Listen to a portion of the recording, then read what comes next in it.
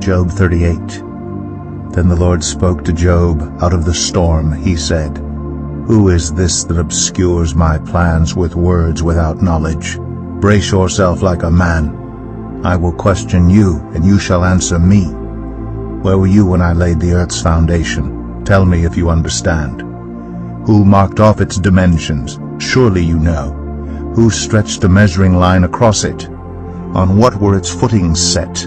Or who laid its cornerstone while the morning stars sang together, and all the angels shouted for joy?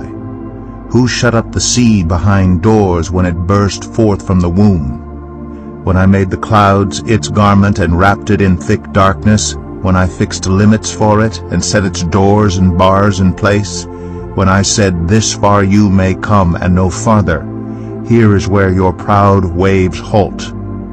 Have you ever given orders to the morning, or shown the dawn its place, that it might take the earth by the edges and shake the wicked out of it? The earth takes shape like clay under a seal. Its features stand out like those of a garment. The wicked are denied their light, and their upraised arm is broken. Have you journeyed to the springs of the sea, or walked in the recesses of the deep? Have the gates of death been shown to you?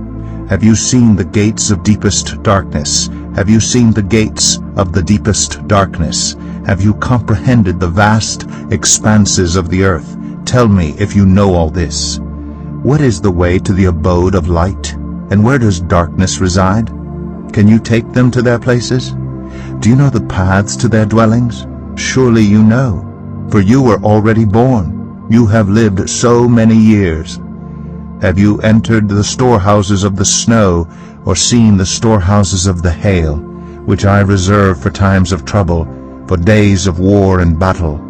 What is the way to the place where the lightning is dispersed, or the place where the east winds are scattered over the earth?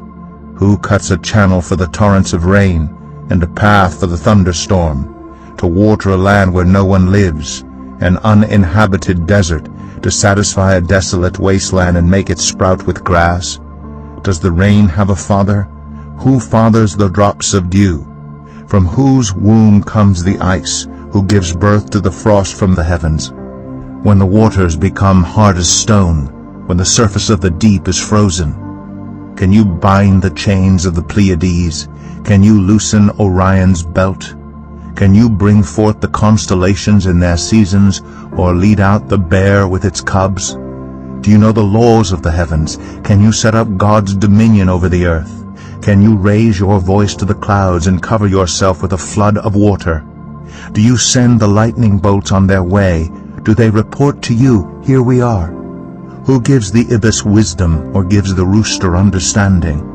Who has the wisdom to count the clouds?